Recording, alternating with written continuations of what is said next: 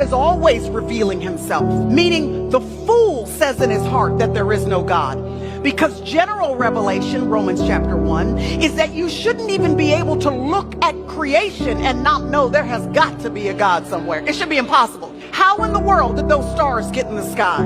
How in the world is the sun hanging in its place? How in the world are there neighborhoods in the galaxies that scientists have not even yet discovered that are being orchestrated during the day and into the evening? How in the world is the moon where it's supposed to be? How is the earth rotating on its axis at just the right speed so that you and I can maintain life here? How in the world are all the nuances of the galaxies being sustained? How is the ocean being held back from the earth? The only way is if there's a God somewhere.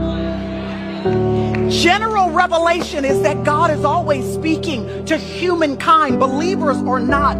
The fool says in his heart there is no God. But if you're like me, you're grateful for general revelation, but you want more than that. You want personal information. You want insight. You want what the old preachers used to call the illumination of the scriptures.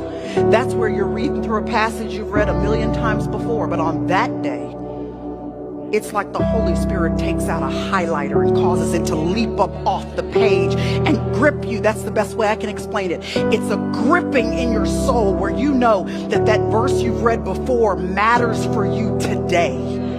Where you know the Lord is giving you counsel on how to make that decision, on which internship to take, on which place to move to, on which relationship to pursue, and the one to turn your back on the direction to walk, on what associations to sever, on what to join, on what not to, that you feel the conviction of God's Spirit through His Word.